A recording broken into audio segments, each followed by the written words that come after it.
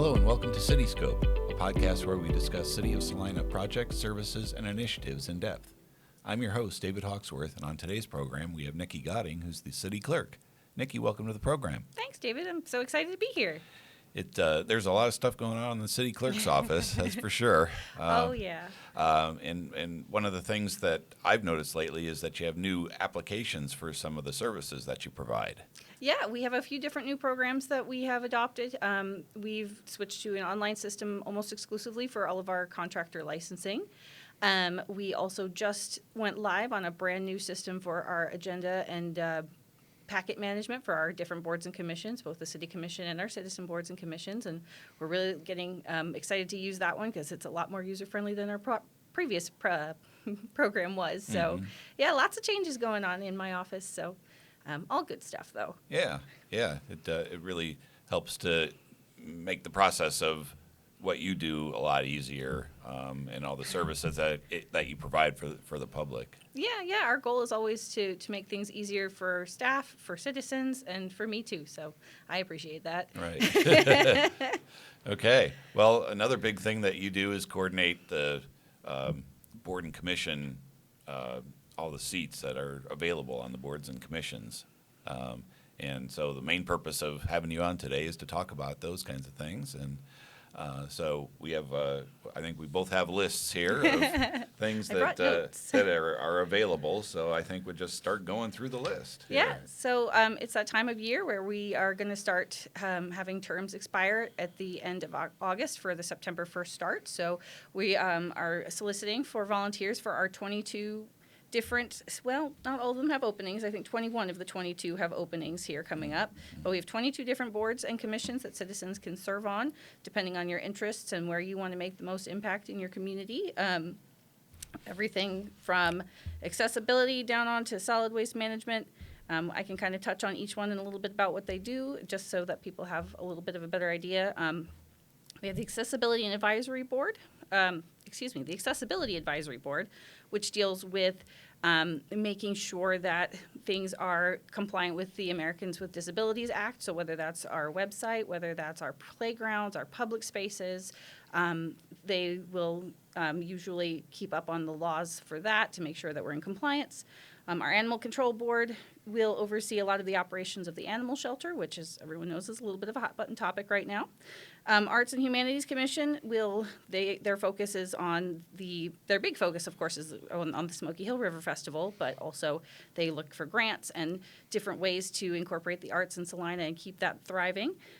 Our Board of Zoning Appeals will hear applications from citizens who want to build outside of what our code would normally allow, whether that's a structure that's higher than normal or a setback that's less or more than normal. The Building Advisory Board helps us to adopt the new building codes and any local amendments that we might want. Our Business Improvement District Advisory Board helps to run all of the beautiful events downtown. They have the input on the facades of the buildings, the different decorations, the events that go on down there. That's what they do. The Design Review Board deals with downtown as well. But they're more on the code compliance part of things. It's making sure, because the downtown business improvement district does have special rules for how the buildings can look and how big signs can be and things of that nature, so they oversee that. Community Art and Design has a lot to do with our public art, where sculptures go, murals. They organize like the Boom Festival, so that's kind of their oversight. Convention and Tourism will report on different things that come to town, the financials of that, try to attract new things and tourists, of course, to Salina. We have a Disciplinary Advisory Board, which has not met in the 3 years that I've been here, but they are there for if any of our employees have a grievance that they need heard by neutral parties. We have the Heritage Commission, which deals with historic buildings in town, any kind of remodeling for those, making sure those stay within the special rules that designate, that oversee like historic structures. The Housing Authority, which focuses on affordable housing and plans for that. Our Human Relations Commission deals with like landlord-tenant issues, discrimination cases. They'll hear those and determine whether or not they have enough standing to go on to court. The Law Enforcement Citizen Review Board will hear on police cases if there are any kind of excessive force cases, things like that. They are sort of the the body that will hear those cases and make a determination on whether or not it was a complaint is valid. We have the library board that oversees the operations of the library and its events. The Parks and Recreation Commission has a lot to do with the different, our sports facilities, our local parks. They will make recommendations on any kind of landscaping, expansions, partnerships. So that's what they deal with. The Planning Commission is probably the most, I don't want to say but probably is like the most impactful commission next to the City Commission, as far as like they hear everything on all of the new development within the City of Salina, platting, zoning, applications for all kinds of housing and facilities of that nature. So they have a lot of their stuff comes right to the City Commission after it's passed by the Planning Commission. We've got the Airport Authority, which oversees the airport and all its financial goings on. We have the Salina Community Economic Development Organization.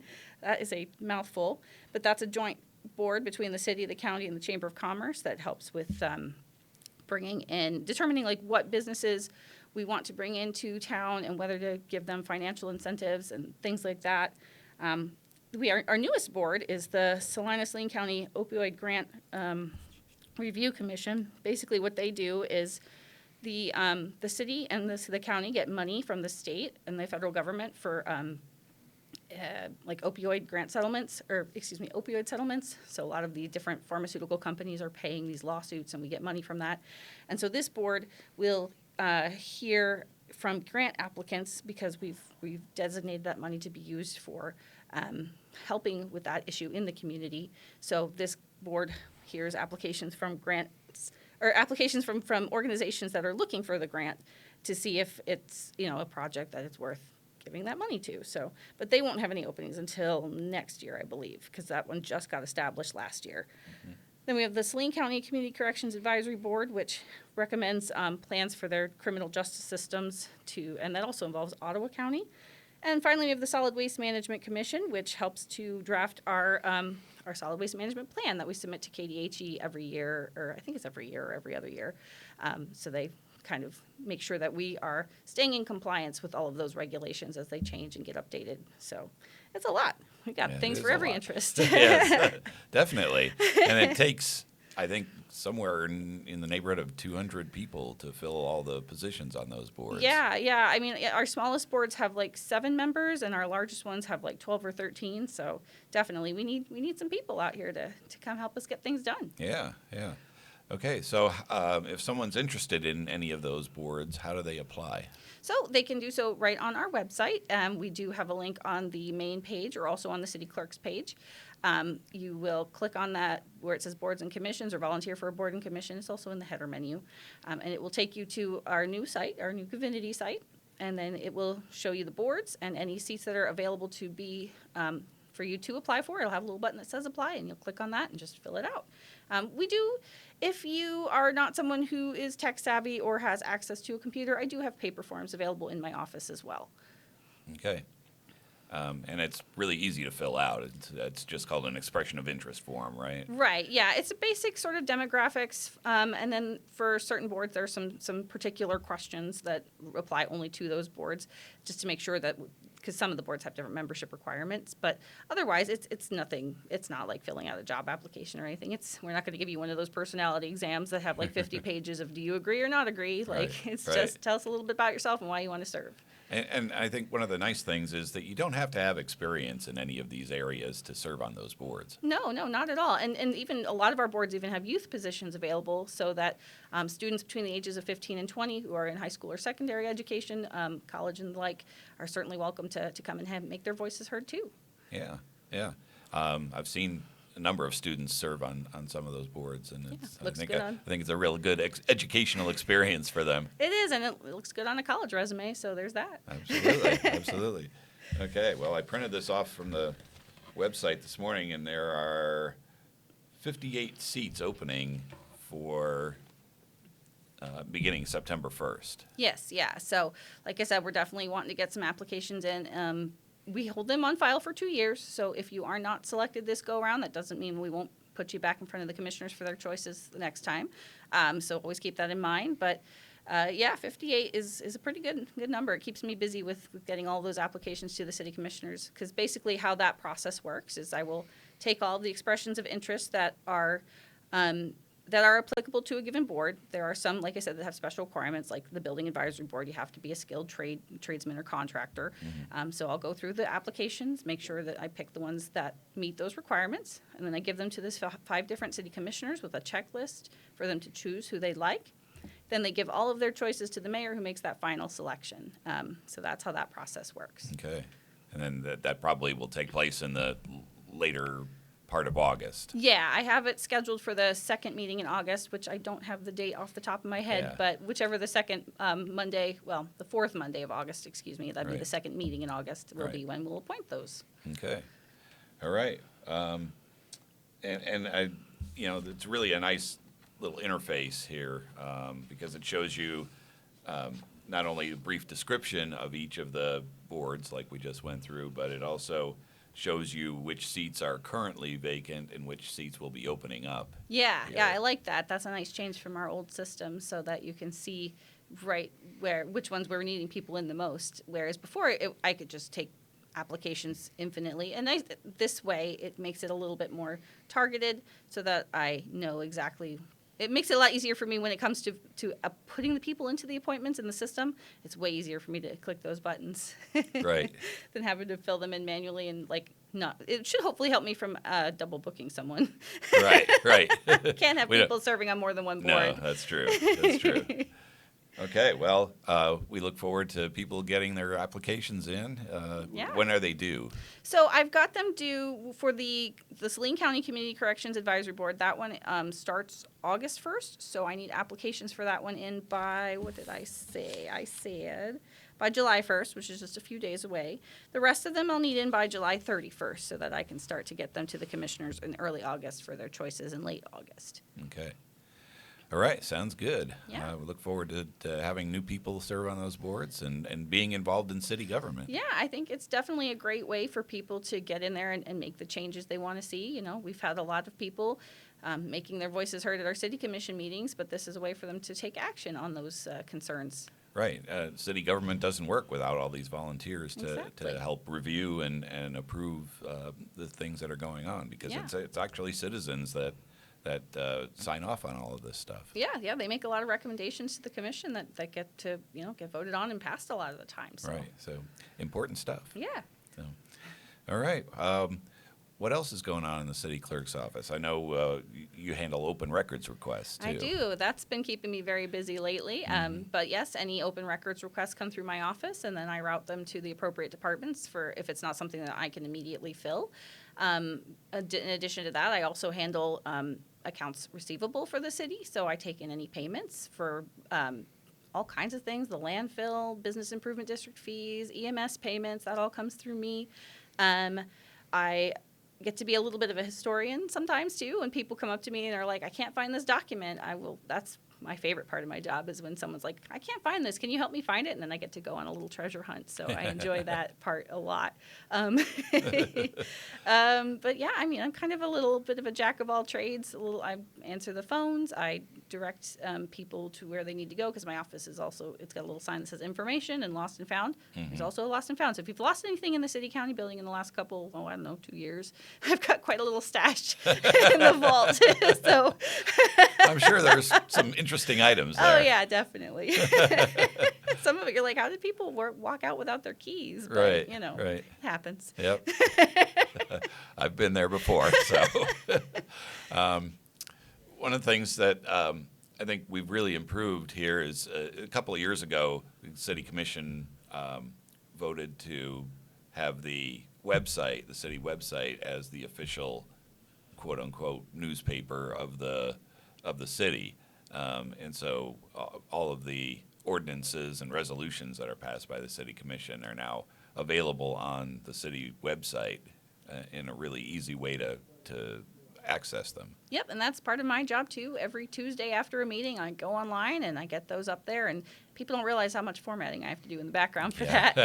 But I get those posted on there as well. So, and it has been great because I can just immediately put it out there, send out my email notification, so that way people know that these things are on the books, they're official. It's so much faster than having to wait for the newspaper publication deadlines. And that way it's, stored somewhere easily accessible, easily searchable whenever someone needs to look for a particular thing. So Yeah, I like that a lot. I think if you just go on the news section of the city website and just scroll back, you can find all of the ordinances and resolutions that have been passed in that time. Yep, everything since it was the end of 2023, I think we adopted that. So everything from 2024 onward is on that website. Yeah, that's cool. Yeah. And there's also a ton of documents available through the city website. If you just go click on the document archive on the header menu. Yeah, what a lot of people don't realize is that we have that there. It links to our Laserfish, our archival system that we use. And I mean, probably it's fun to explore through there because it not only is it really old city commission information, like old ordinances from like 200 years ago, almost 200 years ago, resolutions, old packets. You can also find things like agreements and contracts that the city has. So current, like a lot of people wonder, like what's going on with TPEC management, for example. Well, that contract's out there.